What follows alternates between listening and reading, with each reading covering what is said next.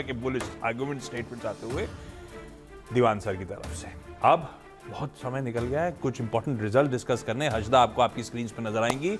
Harshada, good morning, जन्मदिन की आपको भी ढेरों शुभकामनाएं। शुक्रिया आशीष, सबको, एक्चुअली सारे दर्शकों को। हाँ, उनको कर दी थी, आपसे नहीं हुई थी ना बात, इसीलिए। इन्फोसिस के नंबर्स क्विकली कैसे रहे? नतीजे अच्छे हैं, उम्मीद से काफी बेहतर। डॉलर रेवेन्यू ग्रोथ जो आई है वो करीब करीब 2.2% के आसपास आई है। 1.5% का अनुमान था। कांस्टेंट करेंसी बेसिस पर 2.4% इन्होंने डिलीवर किए, ये भी उम्मीद से बेहतर ही आंकड़ा देखने को मिला है। और मार्जिन फ्रंट पर हालांकि थोड़ा सा डिप देखने को मिला है, यानी कि एक्सपेक्टेशन मीट नहीं हुई है। 21.8 का अनुमान था, 21.5% का आंकड़ा देखने को मिला है। लेकिन जो बड़ा टेक अवे है वो यही है कि कंपनी ने FY23 के लिए जो ग्रोथ गाइडेंस है ये 16 से 16.5% कर दिए, क्योंकि इस क्वार्टर में अच्छी खासी डिमांड ग्रोथ देखने को मिली थी, उसका फायदा लगा है। मार्जिन गाइडेंस को मेंटेन किया गया 21 से 22% के बीच में। कंपनी कह रही है स्ट्रॉन्ग डील विंस, $3 बिलियन की पिछले 8 क्वार्टर्स में सबसे शानदार डील विंस का सिलसिला इधर देखने को मिला है। डिजिटल और कोर सर्विसेज सेक्टर दोनों में ग्रोथ देखने को मिल रही है। लार्ज डील मोमेंटम का फायदा दरअसल इस तिमाही में आया है। अब ये क्या Q4 में रिफ्लेक्ट होगा या नहीं वो देखना है, क्योंकि इन्होंने हल्का सा गाइडेंस अपना बढ़ाया है इस साल के लिए। दूसरा स्टॉक रहेगा HCL टेक, वो भी मैं लगे हाथ बता देती हूँ। जहां पर हमने देखा है मुनाफे में 17% तक का इजाफा बनता दिखाई दिया। डॉलर रेवेन्यू ग्रोथ करीब 5.3% के आसपास आई है, उम्मीद से बेहतर आंकड़ा है ये। साथ ही साथ अगर आप देखें यहां पर हमने देखा है जो TCV है, डील विंस का जो साइज है वो थोड़ा सा नरम है, सिर्फ 1.5% की गिरावट देखने को मिली है, लेकिन प्रेशर देखने को मिला है। गाइडेंस और रेवेन्यू कंपनी ने मेंटेन किया है। डील विंस इस पर्टिकुलर क्वार्टर में एकदम फ्लैट रहे हैं।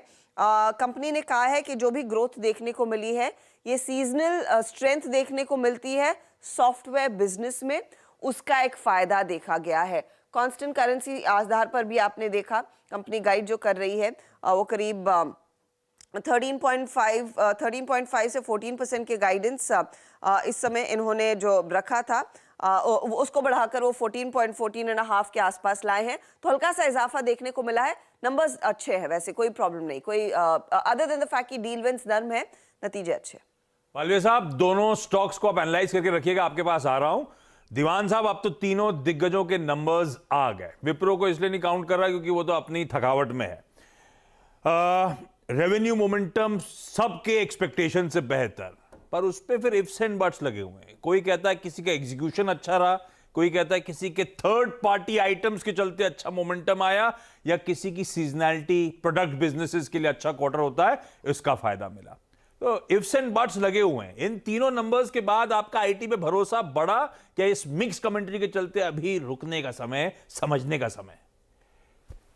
या आशीष, आप इतना बेहतर जानते हैं आईटी में जो क्वार्टर ऑन क्वार्टर चेंजेस आते हैं उससे आपकी लॉन्ग टर्म वेल्थ तो क्रिएट होती नहीं है। और तीनों ही कंपनीज ने अपने अपने हिसाब से जो कमेंट्री दी है, जिसका एक अंदेशा देने की कोशिश की है कि कहाँ उनको तकलीफ हो सकती है और कहाँ उनकी थोड़ी बहुत कामयाबी हासिल हुई है उनको, उससे साफ जाहिर है कि ऑप्टिकली आप जैसे इन्फोसिस के नंबर देख लीजिए, जिसमें बहुत लोग एक्साइट हो रहे हैं कि भाई वो मार्जिन अपना जो रेवेन्यू का जो बैंड है वो 15 से 16 की जगह 16 से 16.5 किया। अब ये 50 बेसिस पॉइंट से क्या मतलब होता है कि भाई ये सारा साल अब हमारा जैसे जाना था वैसे ही जाएगा। उन्होंने पहले ही बहुत कंजर्वेटिव एस्टिमेट दिए थे। जो ये जो गाइडेंस 15 से 16 की, वो इतनी कंजर्वेटिव थी कि उसको वो नॉर्मलाइज कर रहे हैं। एक चीज उसमें 65 मिलियन के पास थ्रू सेल्स हैं जो रेवेन्यू इस बार दिखा है। तो कोई ऐसी भी बात नहीं है कि रेवेन्यू में आपको बहुत ज्यादा इजाफा हुआ है जो जो बहुत सराहनीय हो। ये it is probably not margin accretive. जो ऐसे सेल्स में ना आपकी कमाई बहुत ज्यादा रहती है, तो जो नंबर्स को अगर आप थोड़ा सा टटोल के देखें तो इतना कोई इंप्रूवमेंट अभी इस क्वार्टर से जाहिर होना मुश्किल लग रहा है। हो सकता है कि जो नए कॉन्ट्रैक्ट्स आपको जनवरी से मार्च, जनवरी से फरवरी में ही सब कुछ ये पता चल जाएगी कि यूएस की कंपनीज के नए कॉन्ट्रैक्ट्स किस टाइप के आ रहे हैं, रिन्यूअल ज्यादा आ रहे हैं, फ्रेश कॉन्ट्रैक्ट्स आ रहे हैं, डिजिटल में क्या प्राइसिंग आ रही है। तो ये सब चीजें, और ये सारे क्वार्टर्स में तीनों में एक चीज मैंने देखी, जो खर्चे जो बढ़ गए हैं, जो ट्रैवल कॉस्ट बढ़ गई या वीजा कॉस्ट बढ़ गई, ऑन साइट काम ज्यादा होने लगा, वो सब चीजों को भी आप अगर वजन दें, तवज्जो दें, तो मेरे ख्याल से it is still a neutral play. इसमें कोई एक्साइटमेंट नहीं है। सिर्फ एक कंपनी है जिसका बिजनेस मॉडल जो है वो उसको काम आ सकता है, क्योंकि हम उस पड़ाव पे है जहाँ पे कामकाज बहुत सुधर सकता है, वो है टेक महिंद्रा। उसके ऑफकोर्स नंबर्स नहीं आए हैं, बट अगर कोई बॉटमिंग आउट का आपको महसूस हो रहा है, तो अगर कोई अच्छी वैल्यूएशन पे कुछ लेना चाहें, तो I think Tech Mahindra will probably be the only tech from the large IT. ठीक बात हर्षदा। बाकी मेरे ख्याल से Shriram finance important. Shriram finance Ashish, in fact वो ब्लॉक डील का इंतजार था, वो ब्लॉक हो चुका है। लगभग 80 लाख शेयरों का यहाँ पर ब्लॉक होता हुआ 2 बड़े सौदे हुए हैं, जिसमें 1.2% इक्विटी की अदला बदली हुई है। याद रखिएगा यहाँ पर एक पीई फर्म है एपैक्स, जिन्होंने अपना कुछ हिस्सा बेचा है। आगे और डिटेल्स आते हुए जरूर दिखाई देंगे, लेकिन वो एक स्टॉक आप रेडार पर रखेंगे। जब इन्होंने 2015 में श्रीराम सिटी में पोजीशन ली थी, और ऑफ कोर्स श्रीराम सिटी का श्रीराम ट्रांसपोर्ट में विलय हुआ और श्रीराम फाइनेंस उभर कर आया है, तो ये फिलहाल डील होती हुई साफ दिखाई दे दी है, तो ये स्टॉक रेडार पर रहेगा। आनंद राठी के नंबर्स पर भी आज हम रिएक्ट करेंगे। रेवेन्यू में 1.5% का इजाफा, एबिटा 2% बढ़ता हुआ, मुनाफा कांस्टेंट है 43 करोड़ के आसपास, लेकिन कंपनी ने अपना गाइडेंस FY23 के लिए बढ़ा दिया है। एसेट्स अंडर मैनेजमेंट अब कह रहे हैं 40,000 करोड़ रहेंगे वर्सेस 39,000 करोड़। रेवेन्यू थोड़ा सा बेहतर होता हुआ दिखाई देगा, प्रॉफिटेबिलिटी में भी इजाफे की उम्मीद ही है। रखिएगा इन इंपॉर्टेंट नंबर्स को भी रडार पे, खबरों को रडार पे। वीरू जुड़ गए हैं क्या? वीरू, जिम्नी खरीदने का मन है क्या आगे चल के?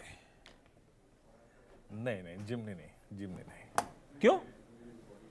जिम्नी नहीं, मेरे को गाड़ी थोड़ी छोटी लगी, और हालांकि मैं परसों मुआयना करके आऊंगा इसका, एक बार जाऊंगा ऑटो एक्सपो में। अरे मुझे थोड़ी सी गाड़ी छोटी। फॉलो अप का आपने वाट लगा दी। मैं कह रहा था अगर जिम्नी खरीदने का मन है तो आप चाहें तो मारुति के शेयर अभी खरीद सकते हैं, आने वाले सालों में जिम्नी खरीदने का पैसा मिल जाएगा। प्रकाश सर, आप कुछ कह रहे हो? दीवान सर,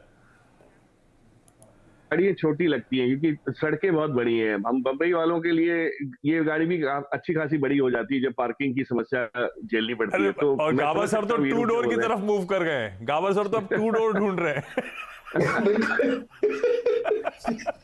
मुझे गाड़ी अच्छी लगी, छोटी है। मुझे तो 3 डोर वाली क्यूट लगी। बिल्कुल क्यूट गाड़ी। क्यूट है, एक्चुअली क्यूट है। चलिए, मैं एक काम कर रहा हूं, मुनाफे की तैयारी को अब यहीं समेट रहा हूं। शुरुआत करेंगे पहला सौदा की।